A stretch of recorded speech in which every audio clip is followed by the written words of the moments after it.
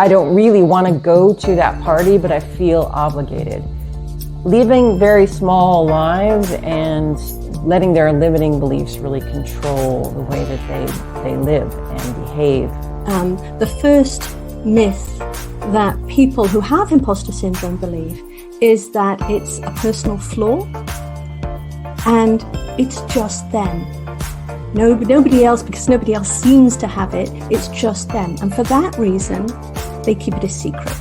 The fear of being found out makes us small, makes us invisible, leads us to the wrong decisions, fight or flight. The fear of being found out is caused by voices from the past, by wisdom from the past.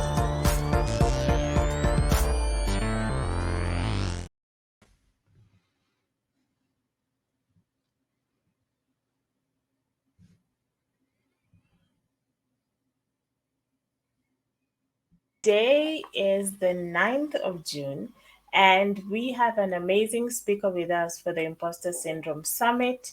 And her name is Vreneli Stadelmaier. I hope I've not butchered your name. You'll correct me if I'm wrong. So welcome to the Impostor Syndrome Summit interview for the 9th of June. I am your Impostor Syndrome coach, Mary Medley. Yesterday, we spoke to the amazing Kenny Weiss, and today we are excited to have Vreneli. So let me introduce her. Vreneli is a master in business administration, a feminist author, professional speaker. After her graduation, she worked in several managerial positions. In 1999, she started her first business together with her former husband in executive search in investment banking. In 2007, she started SheConsult out of frustration that it still will take so much time before women face an equal level playing field in work. She wrote the bestseller, F That Insecurity, which in English is published under Sure She Can, Crush This Insecurity. And A Smart Girl is Prepared for Her Future, survival guide for young, ambitious women that prepares young women for the challenges they may face the first 10 years after their graduation. She is a director and founder of SheConsult, a nationally operating training and coaching agency for highly educated women with 23 affiliates in the Netherlands. It's proven that women are different than men and face different problems than men do. So women have different needs in training and coaching than men, and the trainers and coaches of SheConsult have the knowledge and the experience in supporting women in those fields. Vreneli regularly holds lectures at organizations, universities, network events, and in theaters. She is a regular guest in Dutch media and an active vlogger. In 2015, she was awarded the prestigious Jokesmate Award for her work on gender equality and women's emancipation by the Dutch government. Vreneli, welcome. So excited to have you. Thank you for having me. Yes. Very awesome. I pronounced your name correctly. I didn't butcher it, I hope. Yeah, it's very difficult to pronounce because it's for originally a Swiss name. So it's really difficult for English speaking people. So, well, it's okay. I don't mind. You know, everybody knows who you mean. All right. All right. So, have I left out anything in the introduction? Because I think you're such an accomplished woman, and honestly, I think you should be a mentor for any woman in business and in career. Yeah, thank you. And that's what my company is for, mentoring and coaching women. Well, we have 22 branches in the Netherlands. So in every big city in the Netherlands, there is a SheConsult coach. And I train them and coach them to be good coaches and mentors for all the women. And I think that's more effective than me coaching women, because if I coach or mentor women, I can do in a year maybe, well, say 100 women. But with 22 coaches, I can do 22 times 100 women. So that's far more effective than me being solo, a mentor or a coach. So I don't coach and mentor women individually, but I do it through lectures and training and coaching my coaches and trainers, and writing books. All right. That's amazing. So let's start on to the questions. Tell us your story on how you have experienced imposter syndrome and how you beat it. Myself. Yes. Well, yeah. Well, I started with SheConsult 15 years ago, and I had a lot of really talented, successful women in my rooms who were telling me about insecurity, and I thought, how is it possible? They are great women, and still having those thoughts. What's the mechanism? So I decided to dive into it, and then I found out about the imposter syndrome. Well, that was, I think, 12 years ago, something like that, 12, 13 years ago. And I found out that it was first described in the late 70s by two American psychologists. And I thought, that's it. That's what those women are telling me. They are telling me about imposter thoughts. So I decided to dive into it, because it was so common on all those women. But I thought, regarding myself, that, well, I didn't suffer from it very much. I thought, well, maybe a little bit. But when I dive into it and I did research and I start asking questions and I start asking questions to myself, I found out that in many parts of my life, the imposter syndrome had influence on the decisions I made. So by doing research, I found out that I was a sufferer from imposter thoughts too, in all areas of my life, professional, but also private areas. Yeah. So And tell how I me, beat it? The once you recognize imposter thoughts, once you know that it are those thoughts who hinder you, and you recognize them, and you know where they come from, and they know what they're saying, and you know it's not true. That's the first step in beating imposter thoughts. Yeah. okay. So you obviously went through it yourself, Yes. although at the beginning you were in a bit of denial. Yeah, So I'm absolutely. going to Yeah. go to my next That's what I question. see a lot of women do. It's like Yes. keeping up appearances. It's like, well, I'm a secure person. I know it all, and but yeah, inside, It's not the case. yeah, I've yeah, in my research, especially if you look online, there is something that I see women saying. Stop telling women that they have imposter syndrome, yeah, because it's as if you're trying to excuse the fact that they are not in positions by blaming them. yeah, What is your take on that? Because it's a rejection, it's a yeah, denial that imposter yeah, syndrome exists and yeah, that it's stronger yeah, in women. yeah, yeah. It is stronger in women. Research Mhm. shows us that. But it's really fascinating, because I think it has something to do with power. Um, we tell women, and we do that for ages, to be modest, to be servant, to be in the background, not to speak up, just to be nice and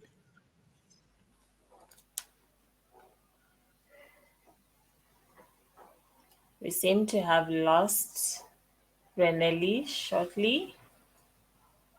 Possibly she had a network drop.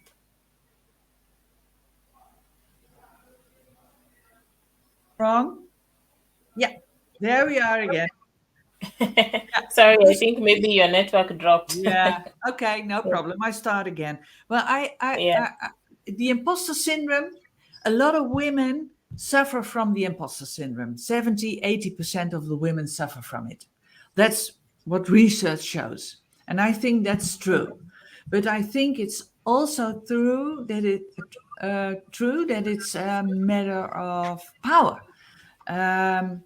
We tell women for ages that they have to be modest in the background, serving, being nice, being friendly, being beautiful.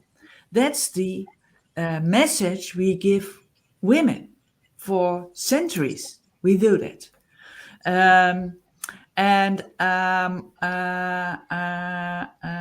Some people say, and I don't know, but some people say that it's because men are afraid to lose power to women. So it's better to keep them on the background, to keep them surfing, to keep them nice and beautiful, and that's it. And if you are always told to be nice and beautiful and surfing and in the background and modest and etc., you start to do so. So you internalize that you have to be like that. And if you are a professional woman, if you have a job, if you have responsibilities, you have to speak up. You have to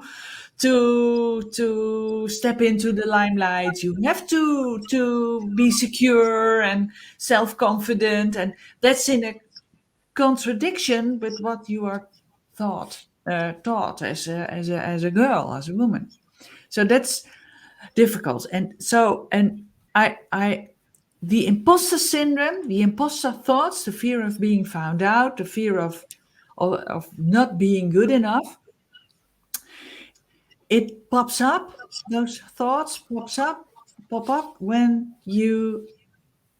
it's challenging, when something you have to do something challenging, something new, something wow, especially when everybody can see you. So, and for example, if you have the feeling that you don't fit in, that you are different than all the others because you are a woman, or because the color of your skin, or because you have a different sexual orientation or a different belief, whatever, that makes it challenging. If you feel you don't fit in, if you're different, you think you have to prove extra. You have to prove that you can do it. It's not normal. If you feel you fit in, then you don't have to prove it. So it's also a matter of society. It's also a matter of the system. If the system is very masculine, and all organizations, almost all organizations are masculine organizations, women don't fit in automatically. So there will always be imposter thoughts because you always think you have to prove something. And that makes you feel insecure. That makes you anxious, maybe. So, and what we do is we blame women for being insecure, but we have to blame the system, because the system makes us feel that we don't fit in. And in the meantime, that makes it really difficult. You can wait until the system is ready for us, until the system Which will never automatically happen. fits us in. But well, you can wait for, well, maybe another century before that happens, if it ever happens. So I think it's up to women, and of course also to men, but men don't have a problem because men automatically fit in. So we can wait for men to help. Well, that will be great if they help, but we have to do it ourselves. We didn't get voting rights by waiting on men to help us. We got voting rights because we did it ourselves. We went into the streets and we went striking, and we because we wanted voting rights. And now, if we want to get good positions, if we want to get places at the table, if we want to fit in, we have to do it ourselves, and we have to get rid of those imposter thoughts. And one thing is that to understand that it is the system which makes you feel like this is one thing, and the other thing is to understand what happens in your head. Why are you thinking like that? Where does it come from? And what are those voices in your head telling you?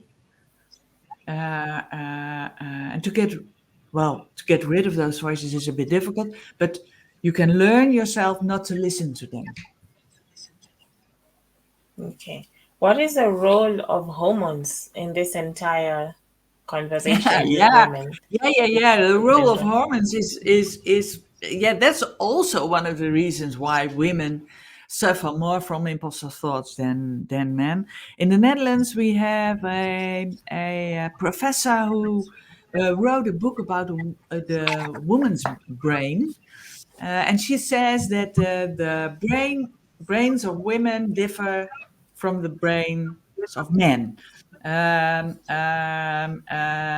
that's and also the hormones. Well, we all know that the hormones differ. The women's hormones differ than the hormones of men. But the result is that our self-image is a bit lower than the self-image from men. We have more self-doubt than men. That's a purely physical thing. So if you notice some self-doubt, then you can say, okay, that's my hormones giving me some extra self-doubt.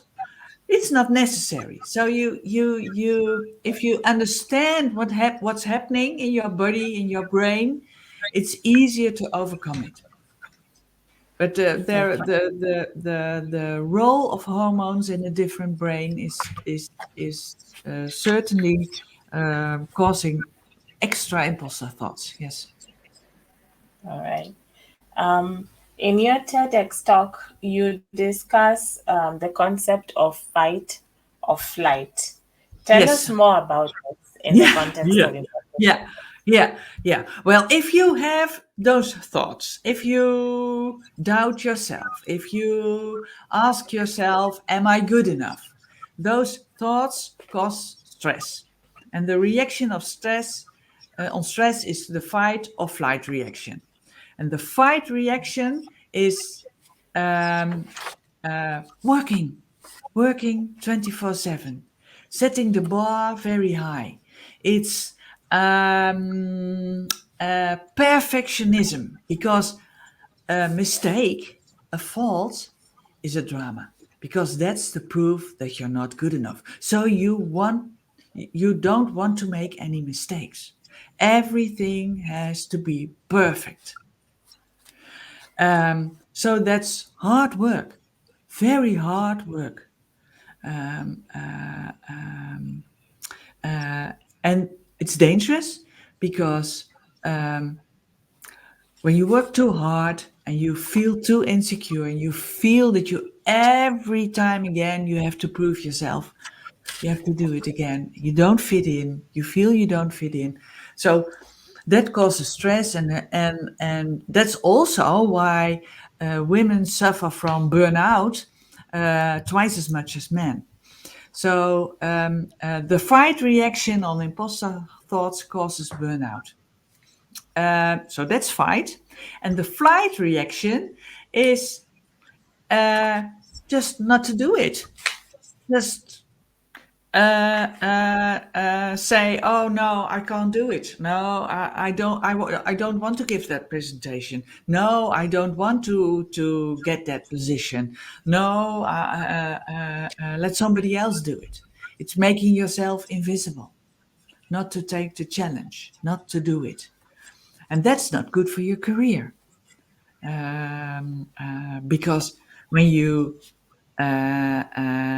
go for that challenge, when you try, when you do things, when you step into the limelight, when you give that presentation or that talk, or in a meeting say that you don't agree, or all those kind of things, then you're not visible, and if you're not visible, you don't get a promotion, you don't get a new opportunity. So the flight reaction is really bad for your career, and also really bad for your self-esteem, because if you flight, if you don't challenge yourself, you don't feel successful. Well, it's not good for your self-esteem. So both reactions, fight or flight, are not good reactions. You just want to do it. You want to do it in a proper way, not 24/7 working, not flying, but just do it and be successful. Is it possible to have a hybrid of both? Because when I think about my personal experience with imposter syndrome, at the point where I was burning out of my corporate career, I reached a stage where I stopped doing. I stopped fighting. I stopped trying. I stopped even wanting to wake up to go to my job. I just stopped. I was physically there, but everything else was gone. Is it possible to have a combination of both? Does one start before the other, or it usually doesn't matter? Most people recognize both types, the flight one or the fight one, and it depends on the situation, and it depends on your mood, and your energy level, which one you choose. But yeah, I feel sorry to hear that you were there, but not really. Yeah. Yeah, but it happens a lot. Yeah, it happens a lot. Yeah. So part of your story has been about when you stopped working and stayed home. Yeah. And I'm curious if transitions like this, especially for corporate working women, I was one. Eventually, I had to step down from my job because it was no longer a healthy environment.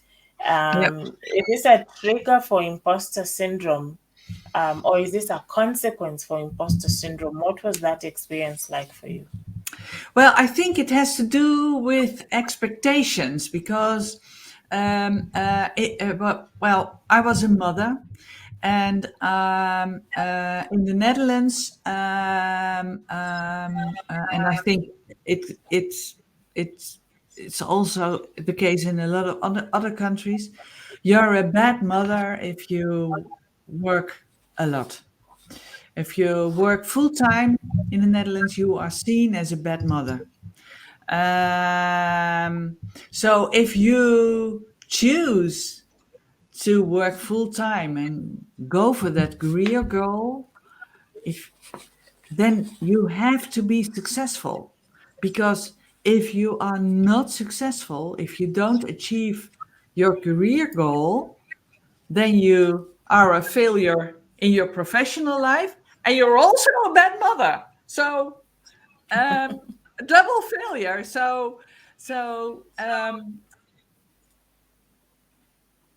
And if there in your job are failures, if you again feel that you don't fit in, if you feel that you have to work harder than your male colleagues, for example, or if you see that your male colleague who is less talented than you and less good in his job as you get promoted and you not, you get frustrated and you think, what am I doing? I have a bunch of kids. I can be at home more, can be a good mother. What am I doing? So that's what I hear from a lot of women who say, "Oh, I quit achieving my career goal. I just want to have a job. I just want to earn some money and just be a good mother." And of course, that's okay. It's if it's your choice, it's okay. But if it's out of frustration, it's out of imposter thoughts, then it's not so good, I think. Then it's a pity. It's a waste of your talent and it's a waste of your, yeah, well, your all your possibilities. Um, and that's what I see happening with a lot of young women. Yeah. What is your view on the effect that parents have on young girls who grow up to be these professional women? For example, for me, I had a very tough father who basically decided what everybody was going to do and what everyone was going to be. And I went against his wishes career wise. And so I found myself in this place where I have no choice but to succeed, because otherwise he's over there looking, waiting for me to fail. At least that's what was in my head. Hmm. And I think that if I ever decided to do a different career, I would be surrounded by fear that what if I fail? Maybe I should have done that other career. Do you have any experience on this, or with your clients, or with people that you've heard where their upbringing determines the imposter syndrome, whether it's in new business, new positions, challenges? What is your view on this? Yeah, yeah, that's very common actually. For example, I once had a client who was very creative, who wanted to be on stage, singing, dancing, all that kind of things. She wanted to be an actress. But she grew up in a family with a very technical family. The mother was a teacher of math. Father was an engineer, two brothers who were engineer, and she wanted to be on stage. And the whole family thought of that, well, you can't earn a proper income with being on stage, and everybody can sing and dance, and that's not a real profession. So she tried to get a technical education, but she failed. It was absolutely nothing for her. That didn't suit her. So she ended up being a pretty good actress in the Netherlands, and she earns money with it, and she's happy. And her audience, her is happy, and gives her appraisal, a good feedback.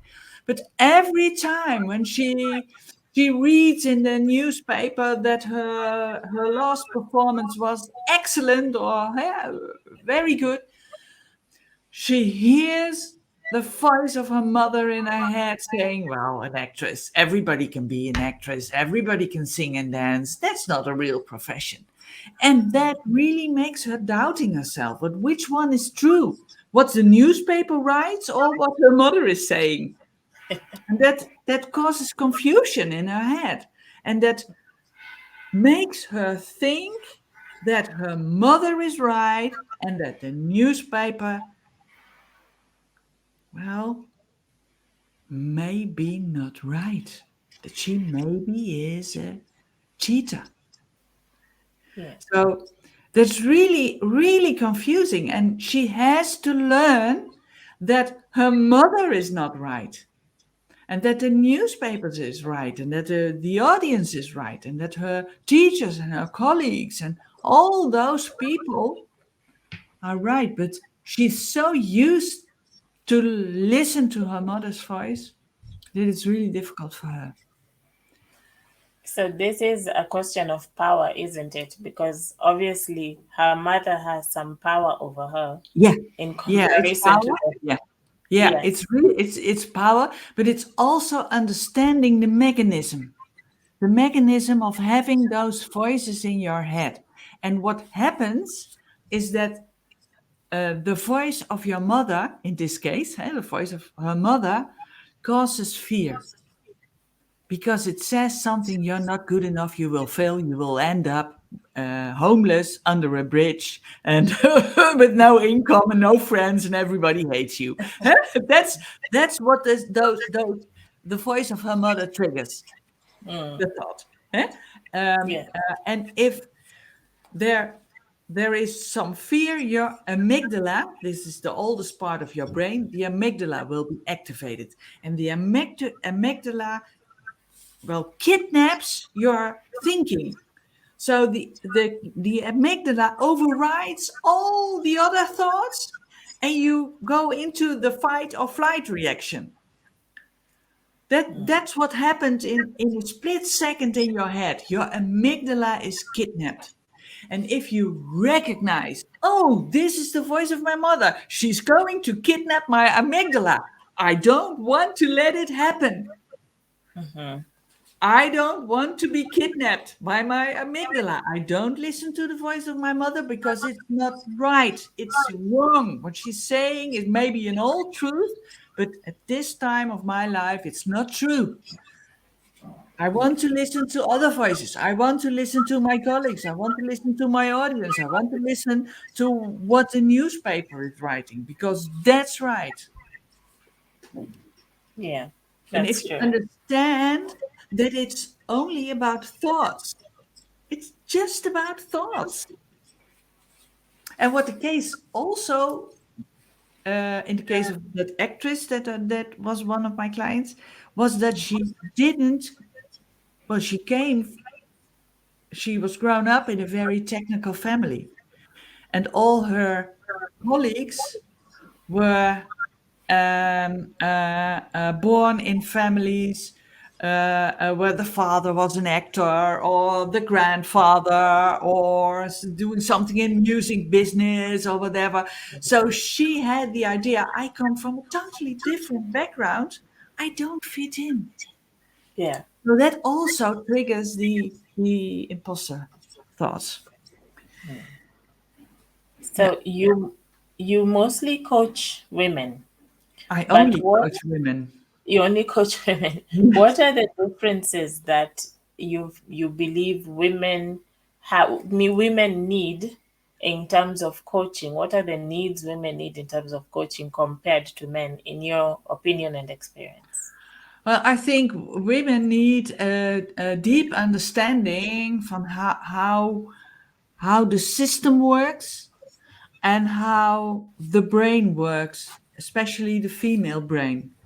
And if you have a deep understanding about the system and why the system makes you feel uncertain, makes imposter thoughts pop up. And if you understand why you are vulnerable for those thoughts, why you are, well, because of your brain and your hormones and your upbringing, you have to understand the whole package, the whole constellation of system and brain and hormones and upbringing and how does it work for you? What are you? I call those voices in your head, those imposter thoughts in your head, I call them parrots, parrots on your shoulder. So you have to get to know your parents. Where parrots? parrots.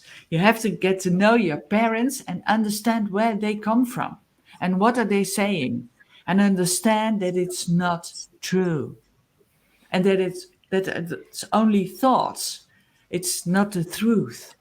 And you can listen to thoughts and you can not listen to thoughts. And you can replace thoughts for thoughts that will help you. And if you understand that principle, then you can beat the imposter syndrome. Okay. How can organizations and companies facilitate high achieving women to help them stop or manage the imposter syndrome? Yeah, first of all, it starts with helping women to fit in, to make space for women, to make women visible, to help women to organize themselves in, for example, a female network, a women's network, things like that. I think are very important. And they can also spread the knowledge about the imposter syndrome so that women can help each other, but also men can help women when they see that women have imposter thoughts, and go into the fight or flight reaction. So, yeah, two things: help women to fit in, and two, spread the knowledge about the imposter syndrome. Okay. So you are an author of two books. Let me share them here. This is the Dutch one, and this is the English one. Yes. Yeah. Yes. Was thought that this title translated in English would be too rude. Yes, yes. I think that is why I said I said F instead of the full one. Yeah. Sure, you can crush this insecurity, and Yeah.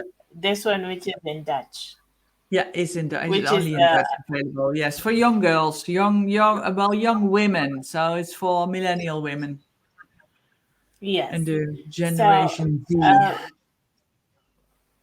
in terms of this second book in Dutch, what when I guess when you are researching it to write it and all the lessons that you have gathered, um, what do you realize you wish you knew before you started working, when you got your first job, when you got married, when you went through life, and suddenly it's been 10 years after you graduated? Looking back, what would you tell a young 18-year-old Vreneli about life and about imposter syndrome? Yeah. Yeah, that's a good question. Yeah, when I was that age, I thought that just working hard and being smart and enthusiastic would be enough. And it isn't. Um, um, yeah, regarding the imposter syndrome, yeah, I didn't know there was something like an imposter syndrome. And well, I think there were a lot of occasions in my life when it would have helped if somebody would have said to me, "What are you thinking? Why are you choosing that way and not that way? Or why are you resigning? Or why are you not visible? Or why are you doing what you're doing?" That would have helped, I think. Then I would have certainly would have made different decisions. So knowledge of the imposter syndrome is very helpful for also young women, but also it's not enough. You have to know more than only about the imposter syndrome, but it's a good start. Yeah. I guess what I'm hearing you say is that young women who are starting out in their careers would really benefit from mentorship and guidance, which Say, is sure. something that they are not told. Yes, Because exactly. you pour yourself into work and you Yeah, think, I'm going to work hard, I'm going to be the best, and then I'll move to the exactly. next, and then I'll move to the next. Yeah, But there needs to be someone to pull you back and say, okay, let's slow down, let's look at things critically, let's check our direction. Where are we going? What are we doing? yeah, exactly. Yeah, yeah, yeah. And being aware of all the political games that are being played in organizations, that also helps a lot. Um, and women need some guidance, some help. Yeah, with that. All right. Yeah. So tell us about your company, SheConsult, what you do, and how women can reach you. And do you have any affiliates outside of your country? No, we don't have. No, no, that's really a pity. But we do a lot of online coaching. Okay. So we have 22 branches in the Netherlands, and we coach and train women. So individual coaching, but we also do for a lot of companies female leadership programs in which we uh, teach women about the imposter syndrome, of course, but also about how the rules in organizations are, the masculine rules, about power, how to use power, how to get power, influence.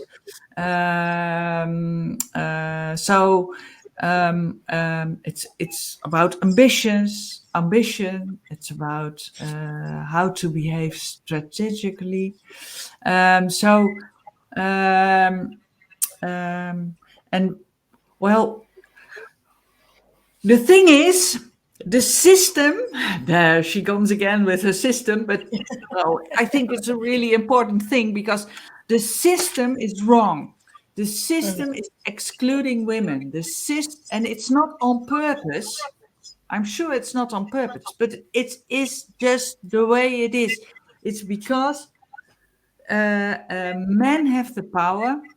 The men are white men most of the time are in the powerful positions, and they uh, uh, use masculine rules. They also don't do it on purpose. I think they're not conscious of having rules and having masculine rules and whatever. It's not an evil complot thing or whatever. No, it's just the way it is. It's grown like that. So the power is with the man, and the one who has the power sets the rules, and if you abide to the rules, if you play it by the rules, you'll get in the powerful positions, and so it's a circle. It's and Yeah. if we and we have to break that circle. So by you in order to break the circle, you have to know the rules. You have to get power. And you can't say, I want to change the system. The system is wrong. Get rid of the system. That doesn't work. So you have to know the rules. You have to play it by the rules. Get the power and change the rules. That's how things work. So what we learn women in our programs is about the rules. How do the rules work?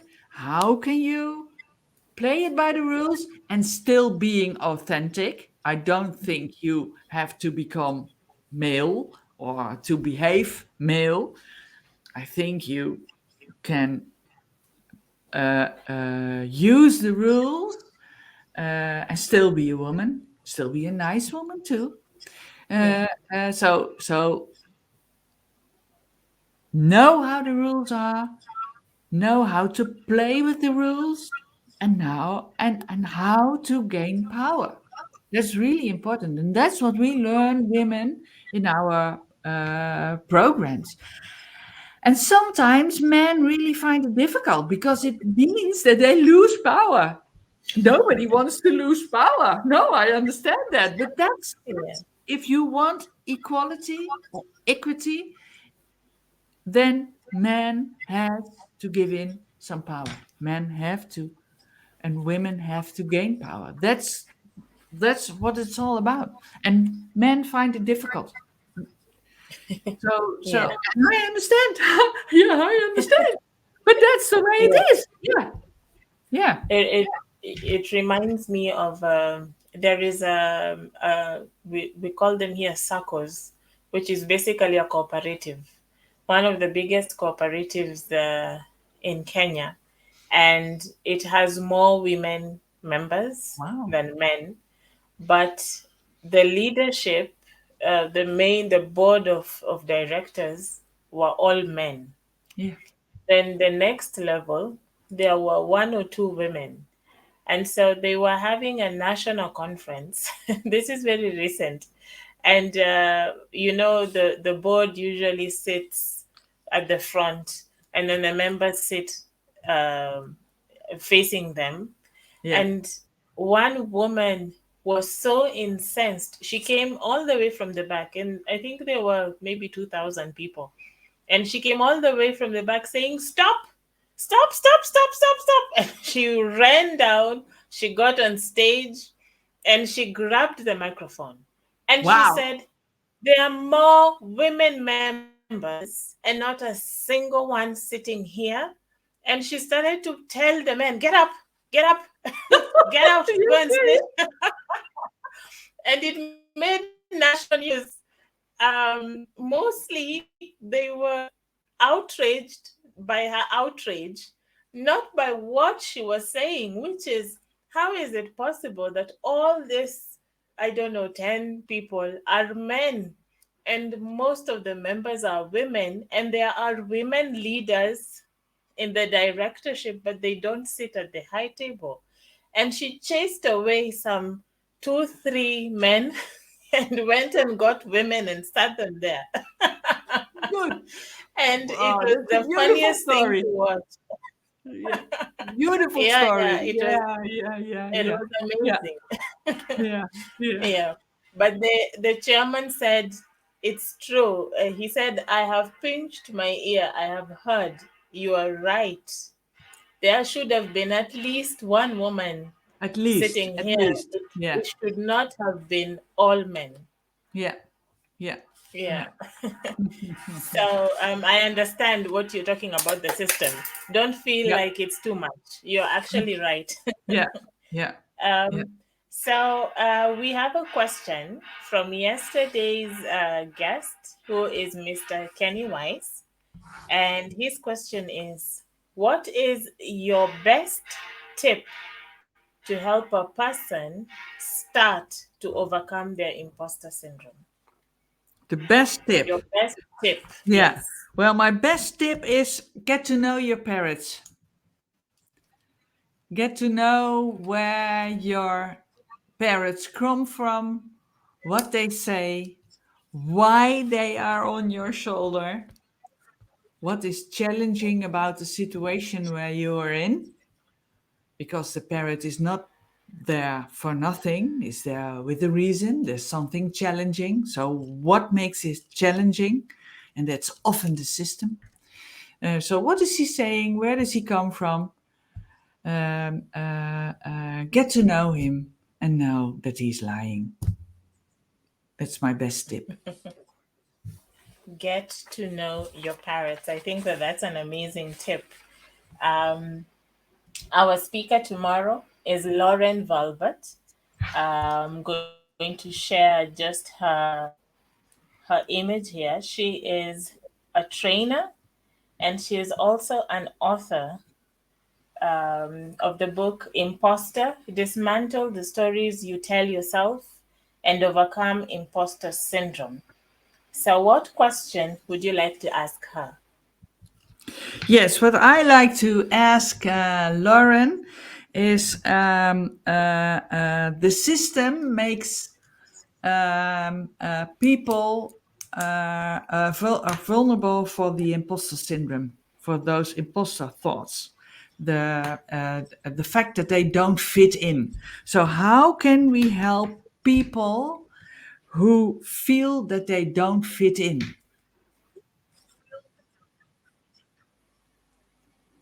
How can we help people who feel that they don't fit in? All right. So that's exactly what I'm going to be asking her. Yeah, I'm.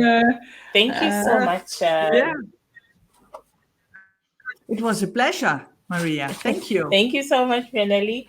Please pronounce your name for me so that at least I can go knowing how to pronounce it properly. Yeah, then I say it in the Dutch way, and the Dutch way is Vreneli Stadelmaier. Yeah. Vreneli. Okay. All right. Stadelmaier. Yeah. Vreneli Stadelmaier. All right. I wasn't too far away. No, you were not. No, it's okay. All right. Thank you. Okay. Thank you you so very much. much. It was a pleasure. Thank you. You're very welcome. It was a pleasure. So thanks to everyone watching. In case you have any more questions, please feel free to post them comments. We can still forward them to another interview within this session of the summit. But we are very grateful for your attendance. Remember, if you want to follow her, I will be sharing her website and her links on the description. And please follow us on Facebook, Instagram, LinkedIn, Twitter, YouTube. We are everywhere. Check out our website, mindsetwithmary.com, and get information on getting into a program with Impostor Advantage. If you're in the Netherlands, you can check our comments. We'll also have information on how you can get together with SheConsult for the same purpose. So thank you again for attending the summit. Please watch out for the replay on all the social media. Thank you and bye.